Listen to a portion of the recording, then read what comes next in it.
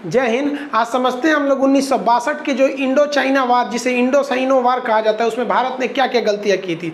देखिए, जिस तरह से इंडिया को इंडियंस, इंडिया के रहने वाले को इंडियंस कहते हैं, आयरलैंड के रहने वाले को आयरिश कहते हैं, पाकिस्तान में वाले को आतंकवादी कहते हैं, उसी तरह चाइना में रहने वाले को साइनो कहते हैं।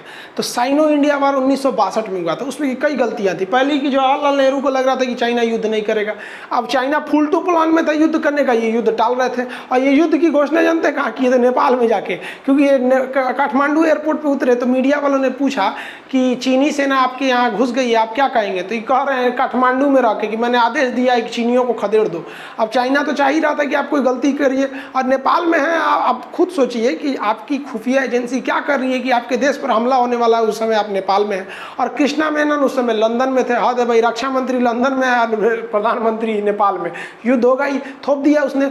तो एक तो जवाहरलाल नेहरू की जो नीतियाँ थी उस समय कहीं ना कहीं तो कहिए कि जवाहरलाल नेहरू अपने रिटायरमेंट के एज में आ रहे थे, और वो चाहते थे एक विश्व शांति का एक संदेशवाहक बनकर यूएनओ के महासचिव बन जाए, जैसे अभी जो त्रिवेली ये आपके एंटोनियो गुटेरस, तो उस समय चाहते। तो कहीं ना कहीं इनकी एक महत्वाकांक्षी भूमिका थी। और गुट निरपेक्ष के संगठन के संस्थापक रहते ये थे, इनके समकक्ष कर्नल नासिर थे, अहमद सुकार्नो और कर्नल मार्शल टीटो, ये लोग थे। तो ये अपने आप की पहचान एक विश्व के बड़े नेता के रूप में करना चाहते थे। इस वजह ये शांत रह रहे थे। और एक इनकी मजबूरी भी थी कि हम लोग हाल फिलहाल में आज़ाद हुए थे, इकोनॉमी नाम की चीज़ नहीं थी, टेक्नोलॉजी कुछ नहीं था। तो एक ये सोच रहे थे कि कहीं ना कहीं इनका भी सोचना एक ठीक था कि नहीं, चाइना से हमें युद्ध टालना है। तो भाई साहब, टालना है तो इसका मतलब क्या हुआ? वो चढ़ जाएगा तो हमको जवाब भी नहीं देना है। और आग में तो घी का काम किए थे हमारे ये भाई साहब। ही देखिए, कृष्णा मेनन रक्षा मंत्री उस समय के, इनको कोई मतलब नहीं था। पहला जीप घोटाला इन्हीं के समय में हुआ था। इन्होंने कहा कि एयरफोर्स और नेवी को तो आगे ही नहीं बढ़ने दिया। एयरफोर्स ने कहा कि अगर आप एयरफोर्स आगे बढ़ेगी, नेवी आगे बढ़ेगी तो युद्ध बहुत बड़ा रूप ले लेगा, जिससे समस्या आने लगेगी। इसलिए इसे अंतर्राष्ट्रीय एक बहुत बड़ा युद्ध का रूप न लिया जाए। तो आप बताइए ना, यहाँ पर तो क्या फायदा हुआ हम लोग को अक्साई चीन गंवाने का? उतना बड़ा एरिया चले गए लोग। उस समय हमारी एयरफोर्स चाइना की एयरफोर्स से ज़्यादा पावरफुल थी। उस समय चाइना के पास इतनी टेक्नोलॉजी ही नहीं थी कि वो हिमालय पार करके आ जाता। और जब वो तिब्बत पार करेगा, हिमालय पार करेगा, तब वो लद्दाख में घुसेगा। और हम लोग की एयरफोर्स तो आज भी दौलत बेग ओल्डी में जा सकती है सब। उस वक्त भी हम लोग के पास वो अवेलेबल था, लेकिन इन्होंने उड़ने ही नहीं दिया। नेवी उस समय इतना बढ़िया रोल प्ले करती। अगर इंडियन नेवी को आदेश दिया गया रहता तो इंडियन नेवी जो है ये मलक्का स्टेट और सुंडा स्टेट को यहाँ पे पूरी तरह से ब्लॉक कर देती। ये एरिया अगर ब्लॉक हो गया तो चाइना का पेट्रोल इधर ही से जाता है, व्यापार इधर से ही जाता है। चाइना मजबूर होकर ये एरिया से निकलना था। लेकिन क्या करेंगे, ये लोग नेवी को आदेश ही नहीं दिया। और हमारी नेवी उस समय बहुत ही पावरफुल थी। इसके अलावा गलतियों पे गलती, सीरीज गलती कर दी है लोग।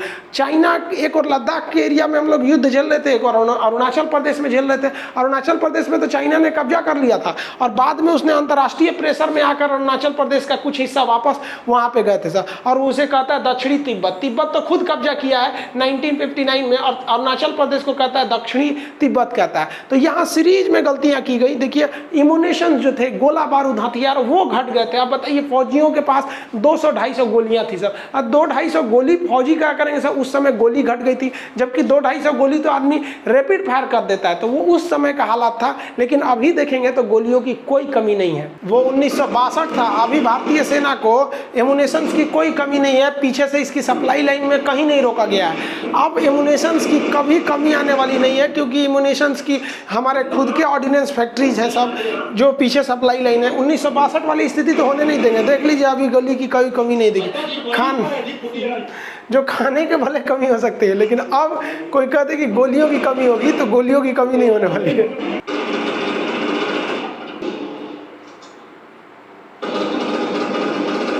1962 में जब हमारे फौजियों के लिए गोलियां घट गई थी, तो वो बंदूक के आगे जो बैनेट लगा होता है, जिसे हम संगीन कहते हैं, ये बैनेट से लड़ाई लड़ रहे थे सब। सोचिए, वहाँ चाइनीज सब धड़ाधड़ पहुँच रहे थे सर। उनकी डिविजन्स की फौज पहुँच गई थी, और हमारी फौज को पहुँचने में काफ़ी समस्या आ रही थी। इसके अलावा जो हमारी फौज झेल रही थी, वो बैकअप सपोर्ट को, चाइना के पास आर्टिलरी का बैकअप सपोर्ट बहुत बड़ा था। उनके पास टैंक और तोप पीछे से आर्टिलरी सपोर्ट कर रही थी, और हम लोग के पास आर्टिलरी सपोर्ट के लिए कोई नहीं था। और उस समय जो अरुणाचल प्रदेश के एरिया में लेफ्टिनेंट जनरल थे, वो जवाहरलाल नेहरू के रिश्तेदार ठहरे थे। अब इनकी ये खराबी क्या थी, लेफ्टिनेंट जो जनरल थे उनको रिपोर्ट किसको करना चाहिए, जनरल को, कि क्या समस्या है, तो डायरेक्ट नेहरू को करते थे। तो एक लैक हो रहा था बीच में, जो अब नहीं देखा जाता है। हाल सोचिए 1962 का क्या था कि जब वो गए थे अरुणाचल प्रदेश स्थिति को देखने के लिए, तो वहां देखे कि सैनिक सब बर्फ में धंसे हैं। तो वो कहें कि मेरी तबीयत गड़बड़ है, हम जा रहे हैं दिल्ली इलाज करने, और आप लोग जब तक स्थिति को संभालिए। वहां हमारे ब्रिगेडियर किडनैप हो गए थे गोली खत्म होने की वजह से। और भाई अगर आपकी तबीयत खराब है तो आप एम्स में ना एडमिट होइएगा, वहां से आए अरुणाचल प्रदेश में और अपने घर चले गए। लेकिन अभी देखेंगे तो स्थिति उल्टी है। अभी पूरी हमारे वहां से थल सेना प्रमुख भी गए हैं, वायु सेना प्रमुख का भी दौरा चल रहा है, सीडीएस की पूरी जिम्मेदारी है।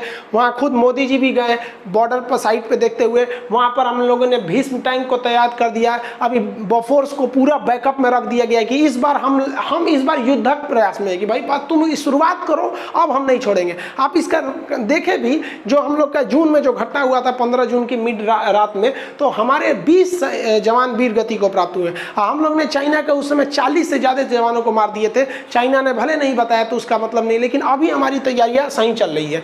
62 युद्ध की जो हमसे सबसे खतरनाक भारत से गलती हुई थी वो उसके साजो सामान की। हमारे पास ठंड में रहने के लिए इस तरह के कपड़े चाहिए नहीं थे, सामान्य वर्दियां थी।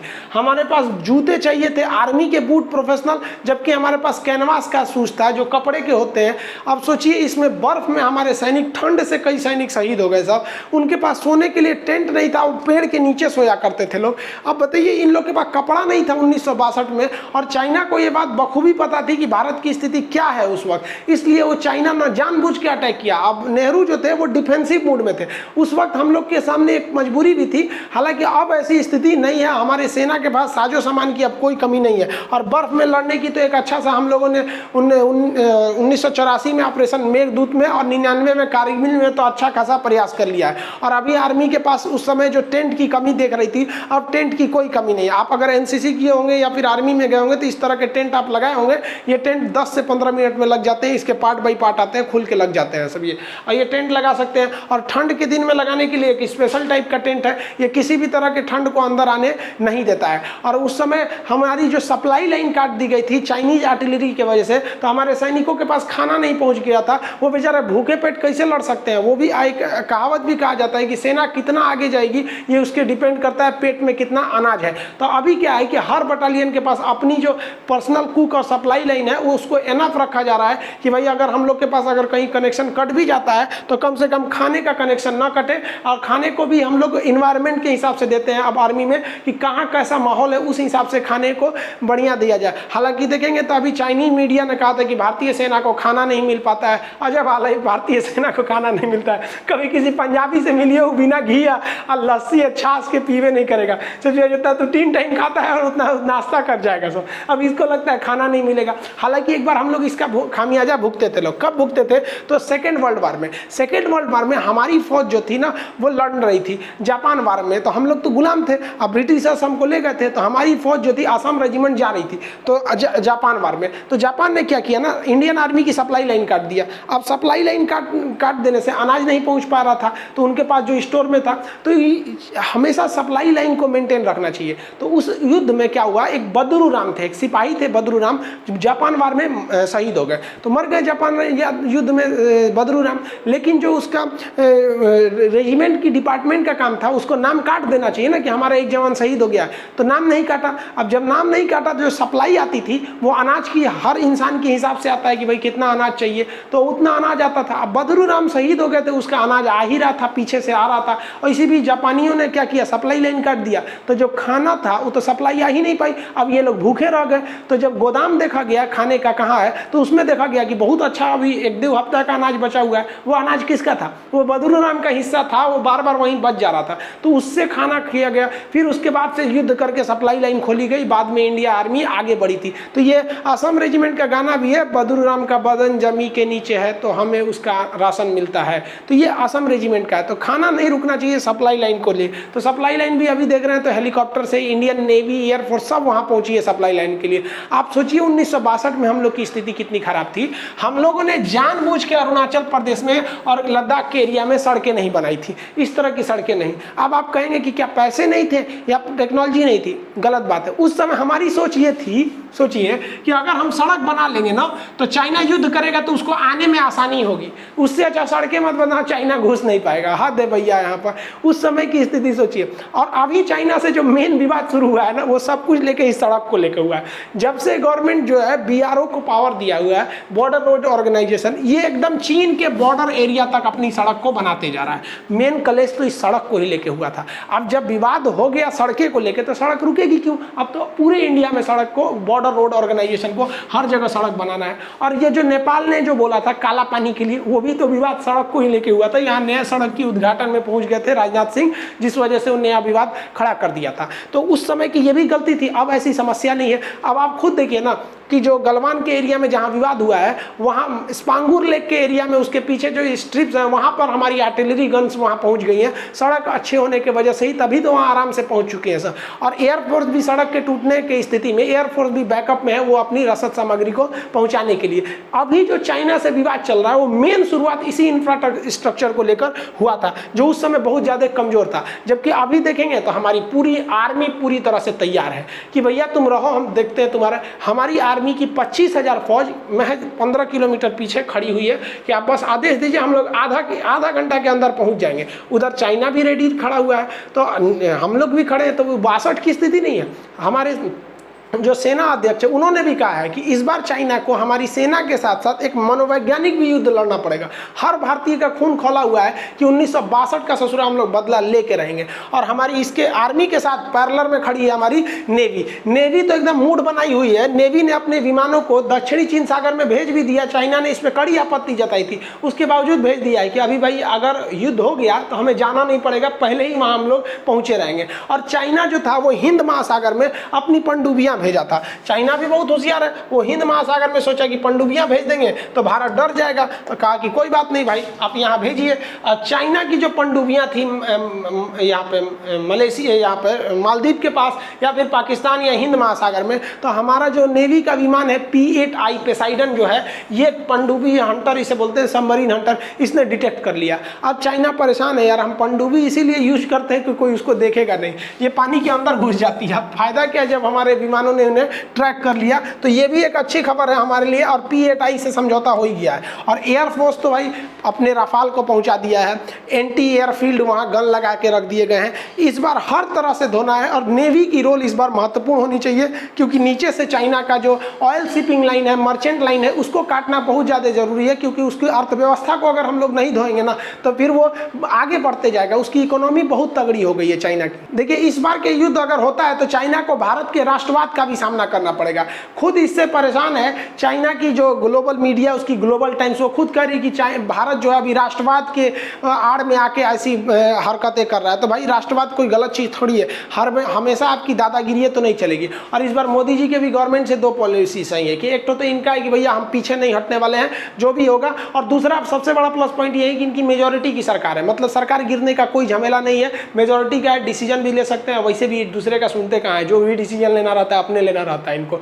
आके बोल देंगे कल नोट बंद हो जाएगा, कल को आके क्या बोलेंगे कोई नहीं पता है। तो चाइना को भी इस बात पता है कि अब की जो सरकार है वो डिफेंसिव नहीं है, खास करके बॉर्डर इश्यूज को लेकर। लेकिन हमेशा कहीं ना कुछ गलती भी हो जाती है। चाइना के सामने ये लग रहा है कि उसकी इकोनॉमी बड़ी है और भारत की इकोनॉमी छोटी है। तो चाइना को नहीं भूलना चाहिए कि हम वही हिंदुस्तानी हैं लोग जिन्होंने धूल चटाए थे लोग, तुमको घुस के 15 जून को रात को मत भूलना। और चाइना परेशान इस कदर है भारत से कि वो सिख रेजिमेंट के फौजियों की गिनती करा रहा है कि वहाँ कितने पंजाबी सिख रेजिमेंट वाले हैं सब। चाइना के सब नाटू होता है, सब कराटा वराटा भाजता है सब। हमारे यहाँ वाई गुरु की जय, सत श्री अकाल।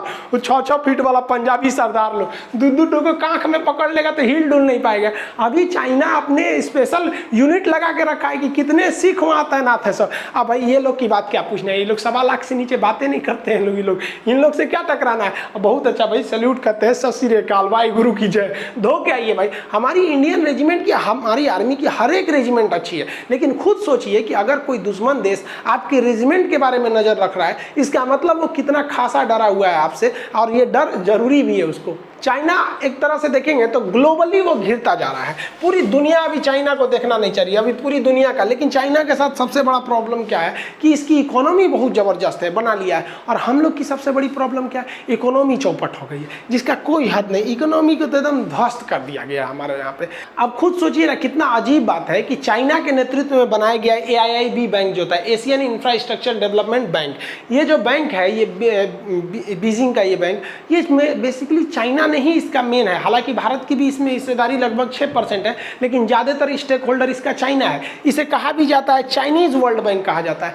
भारत ने इसमें दो खेप करके लगभग 9,000 करोड़ रुपए उधार लिए हैं। अब सोचिए, जिस चाइना से हम मुकाबला करने जा रहे हैं, उसी के नेतृत्व वाले बैंक से ले रहे हैं। ये हमारी इकोनॉमी गिर रही है, और ये आज से नहीं गिर रही है, इसका जो सिलसिला चल रहा है वो काफ़ी पुराना चल रहा है। अब कुछ लोग कह रहे हैं कि देखिए कोरोना की वजह से इकोनॉमी गिर गई। अच्छा, एक बात बताइए, क्या हमारी अर्थव्यवस्था इतनी चौपट थी कि 3 महीने के लॉकडाउन में बर्बाद हो गई? खुद सोचिए, कहा जाता है कि एक देश को लगभग 2 साल तक के लिए इमरजेंसी के लिए तैयार रहना चाहिए। हमारे यहाँ लॉकडाउन लगा कितना यार, अप्रैल मई जून में तो खुल ही गया था लॉकडाउन। चाणक्य जो थे वो बहुत बड़े विद्वान थे। उन्होंने अपने राजा के लिए, मतलब किसी भी साम्राज्य के लिए सप्तांग सिद्धांत दिए थे। उन्होंने 7 बातों को बोला था, जिसे कहते हैं कि सप्तांग सिद्धांत, राजत्व के लिए सप्तांग सिद्धांत। वो क्या था कि पहला कहा गया था स्वामी, यानी देश का जो मुखिया है वो एकदम सुदृढ़ होना चाहिए। तो नेतृत्व में तो किसी को कोई दिक्कत नहीं लगता है कि मोदी जी में कोई दिक्कत है, ऐसा किसी को नहीं लगता होगा कि उसके नेतृत्व में कोई प्रॉब्लम होगा। लेकिन बात समस्या क्या है, आमात्य में। आमात्य कहा जाता है मिनिस्ट्रीज को। अब आप खुद सोचिए, दिल पे हाथ रख के आप ही बताइए, क्या ई मैडम से देश की अर्थव्यवस्था संभल रही है?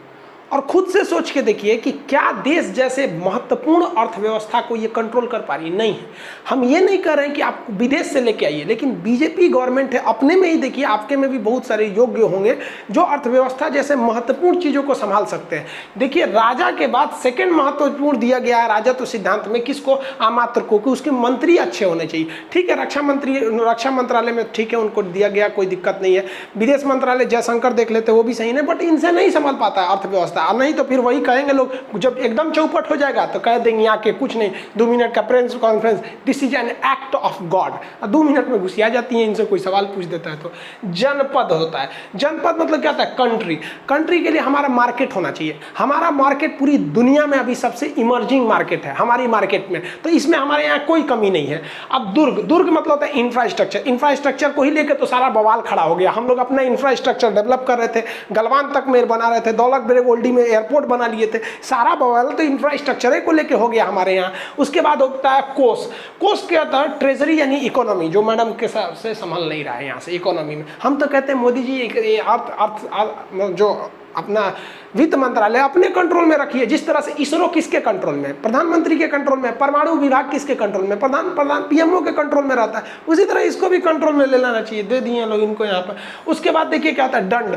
दंड मतलब क्या चीज़ है भाई साहब? दंड देता है आर्मी। आर्मी या फिर जो एडमिनिस्ट्रेटिव बॉडी है वो अच्छे रहना चाहिए। तो इसमें तो किसी को डाउट ही नहीं है भाई साहब कि आर्मी हमारी कुछ मतलब कहीं से भी कमजोर है, तो आर्मी से कोई दिक्कत नहीं है। लास्ट आ जाता है आपका मित्र। इसके क्या होता है कि हमको कहाँ से आपको मोटिवेशन, कंसल्टेंसी या कहाँ से मिल रहा है। जैसे अभी हमको इजराइल भी सपोर्ट कर रहा है, अमेरिका भी सपोर्ट कर रहा है। तो ये सब एक राजा के सप्तांग सिद्धांत होते हैं जो भारत से ही आया है। लेकिन अभी अगर देखेंगे तो इकोनॉमी अच्छे दौर से नहीं गुजर रहा है, जो बहुत गलत बात है। क्योंकि अगर इकोनॉमी टूटती रही तो चाइना इसका फायदा उठा लेगा, और वो जान रहा है कि भाई अगर इकोनॉमी टूट गया, वहाँ चाइना की इकोनॉमी देखिए, इकोनॉमी में तो हम दोनों का कोई कंपेरिजन नहीं है, बहुत आगे निकल चुका है। तो हम लोग को अभी मेन ध्यान रखना चाहिए इकोनॉमी और बॉर्डर इशू दोनों को साथ साथ। बॉर्डर हमारी सेना बेहतरीन ढंग से संभाल लेगी, इसमें कोई डाउट नहीं है। लेकिन बस जल्दी से कोरोना को अच्छे तरह से एक बार निपट ले आदमी, को इकोनॉमी को सुधार ले, फिर चाइना से कोई दिक्कत नहीं है। आप कहेंगे तो हम 1962 के युद्ध के क्या क्या कारण थे और क्या कौन कौन सी जो वहाँ पर जो गलतियाँ की गई थी उसको बता देंगे। इसमें तो हम मेनली ओवरव्यू आपको बता दिए कि क्या क्या था, फिर वहाँ पर आपको समझा देंगे कृष्णा मेनन की क्या गलती थी और क्यों चाइना ने हमला किया था। जैसे अभी एक कारण है ना इंफ्रास्ट्रक्चर को लेके, उस समय क्या कारण बना था, उस सबको समझा देंगे। मिलेंगे नेक्स्ट क्लास में। जय हिंद।